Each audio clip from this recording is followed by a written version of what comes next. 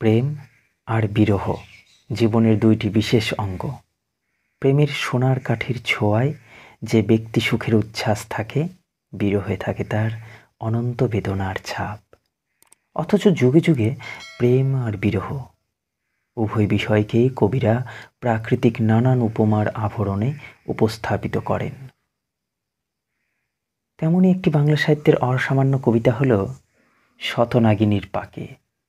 কবিতাটি শুরু হচ্ছে এইভাবে: শতনাগিনীর পাকে বাঁধো বাহু দিয়া, পাকে পাকে ভেঙে যাক এ মোর শরীর। কবি এখানে প্রেমকে শতনাগিনীর পাকের সাথে তুলনা করছেন। তিনি কামনা করছেন তার জীবনে প্রেম এমনভাবে আসবে, শতনাগিনীর মতো পাক দিয়ে তার শরীরকে ভেঙে টুকরো করে দিয়ে তার ভেতরে থাকা অন্তঃস্থল অর্থাৎ তার হৃদয়পদ্মকে জাগরিত করবে। কি অদ্ভুতভাবে তিনি প্রেমকে একবারে অন্তঃস্থলে নিয়ে যাওয়ার জন্য শরীরের চাওয়া পাওয়াকে ক্রমশ ভেঙে দিতে চেয়েছেন, শরীরের চাওয়া পাওয়া দিয়েই। তো এই কবির নাম অক্ষয় কুমার বড়াল। বাংলা গীতি কবিতার ইতিহাসে তিনি বড়াল কবি নামে পরিচিত। হেয়ার স্কুলের ছাত্র থাকা অবস্থায় অক্ষয় কুমার বড়াল বিহারীলাল চক্রবর্তীর কবিতার প্রতি আকৃষ্ট হয়েছিলেন। বিহারীলাল ছিলেন বাংলা কবিতার, বিশেষ করে গীতি কবিতার প্রবর্তক। তার অনুপ্রেরণায় কবিতা রচনা শুরু করেছিলেন তিনি। বঙ্গদর্শন পত্রিকার 1289 খ্রিস্টাব্দের অগ্রহায়ণ সংখ্যায় তার প্রথম কবিতা রজনীর মৃত্যু প্রকাশিত হয়। বলা হয় রবীন্দ্রনাথ ঠাকুর এবং অক্ষয় কুমার বড়ালকে বিহারীলালের সাক্ষাৎ ভাবশিষ্য। তার কাব্য রচনার মূল বিষয় ছিল নিসর্গ, সৌন্দর্যবাদ, কল্পনামূলক প্রেম, শোক এবং মানব বন্দনা। নারী প্রেমের যে শান্ত রস, তার কাব্যের প্রধান বিষয় কিন্তু সেটাই। তিনি মৃতা স্ত্রীর স্মৃতিচারণ করে এশা কাব্যগ্রন্থটি লিখেছিলেন, যে কাব্যগ্রন্থের জন্য তিনি আজ বাংলা সাহিত্যে বিশেষভাবে পরিচিত।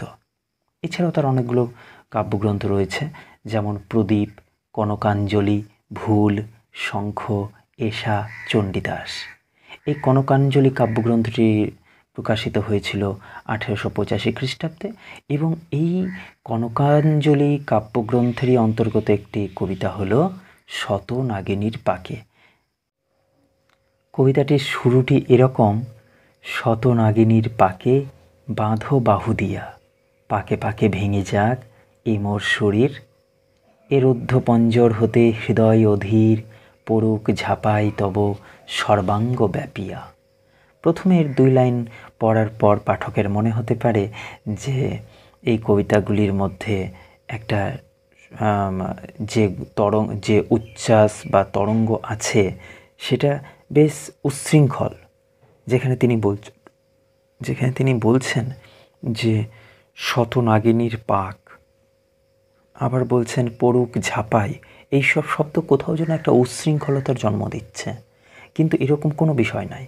বাস্তবে কী হয় যে এই কবিতাগুলোর মধ্যে, বিশেষ করে কনকাঞ্জলি কাব্যগ্রন্থের মধ্যেকার যে কবিতাগুলো আছে সেগুলোর মধ্যে একটা ভাবের অনুবন্ধ রয়েছে। আমরা তো সমস্ত কবিতাগুলো পড়ছি না, আমরা একটা বিশেষ কবিতা পড়ছি।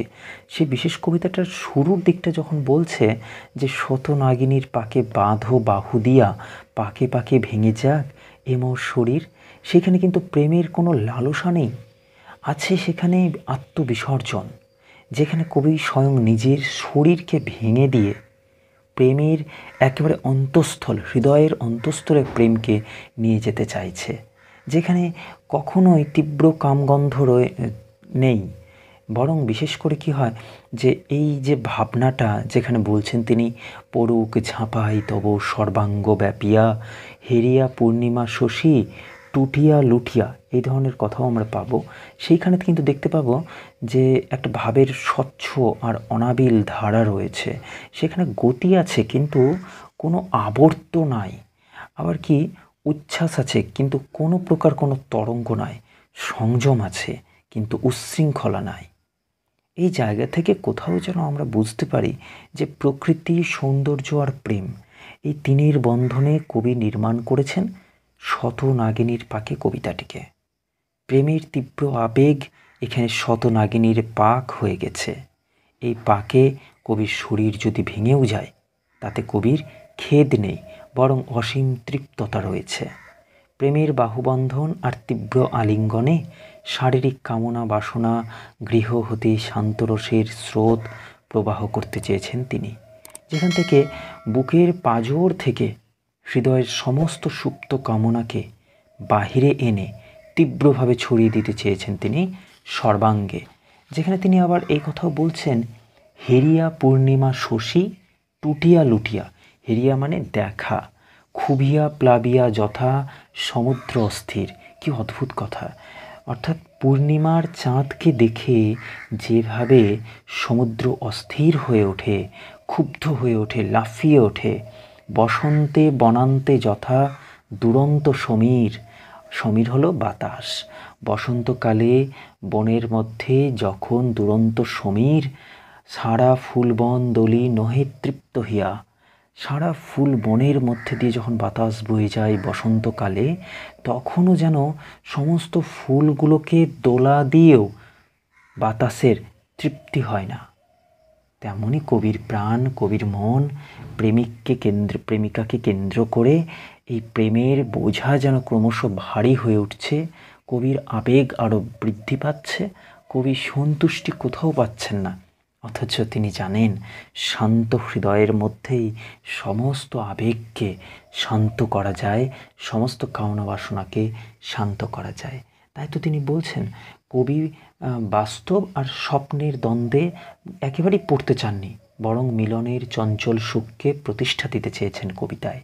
পূর্ণিমার গোল চাঁদকে দেখার পর সমুদ্র যেমন অস্থির হয়ে মিলনের আকাঙ্ক্ষায় অস্থির হয়ে ওঠে, ভেঙে লুটিয়ে পড়তে চায়, বনের বাতাস ফুলের সমগ্র বনকে আন্দোলিত করে, ফুলের সুবাস নিতে নিতে ছড়িয়ে পড়ে চারিদিকে, তবু তার ফুলের সুবাস পেয়েও তৃপ্তি হয় না। যতই বাতাস বইতে থাকে ততই তীব্র সুগন্ধ হয় পুষ্পবন, ততই যেন বাতাসের খিদে বেড়ে যায় ছুটোছুটি। তেমনই প্রেমকে কবি তীব্র মিলনের কামনার অঙ্গরূপে দেখেছেন। এদিক থেকে কবিতাটিকে স্থূল দেহোপভোগের কবিতা বলে মনে হলেও কবিতাটি কিন্তু কবির নিজস্ব গুণে প্রেম সাধনার বিষয় হয়ে উঠেছে। এই কবিতায় দেহ ও প্রাণের পরিতৃপ্তির স্থানে বরং কবি এক সৌন্দর্যের একনিষ্ঠ ধ্যানকেই তুলে ধরতে চেয়েছেন। সেই কল্পনার রাজ্যে কায়াযুক্ত মানবচিত্ত অনধিগম্য, সেখানে বৃহত্তর সৌন্দর্য সাগরে কবি যেন স্নানে নেমেছেন, আর সেখানেই প্রেমের সূক্ষ্ম সৌন্দর্য লোকে কবি মুক্তি চান। এরপরে কি বলছেন, এ দেহ পাষাণ ভার করগ অন্তর। কি অদ্ভুত কথা! তিনি প্রেমের পথে এই দেহকে বারবার বাধা হতে দেখছেন, তাই দেহ দিয়েই দেহকে তিনি ভাঙতে চেয়েছিলেন। শতনাগিনীর দেহ দিয়ে তিনি পাক দিয়ে নিজের শরীরকে ভাঙতে চেয়েছেন, কারণ এই শরীরটাই মাঝখানে পড়ে যাচ্ছে, যে বাধা হয়ে উঠছে হৃদয়ের সাথে হৃদয়ের মিলনে। তিনি কি বলছেন, হৃদয় গোমুখী মাঝে প্রেম ভাগীরথী। কি চমৎকার কথা! আমরা তো জানি গোমুখ গুহা থেকে, যে গঙ্গোত্রী গোমুখ গুহা থেকে সৃষ্টি ভাগীরথী তথা গঙ্গা, তেমনই হৃদয়কে তিনি গোমুখ গুহার সাথে তুলনা করছেন। আর সেইখান থেকে প্রেম নামক ভাগীরথী নদী যেন নিরন্তর প্রবাহিত হচ্ছে। ক্ষুদ্র অন্ধ পরিসরে ভ্রমী নিরন্তর। কি বলছেন, নিজের সংকীর্ণ গণ্ডির মধ্যেই তিনি বারবার ভ্রমণ করেছেন, আর এর ফলে কি হতেছে বিকৃত ক্রমে অপবিত্র অতি।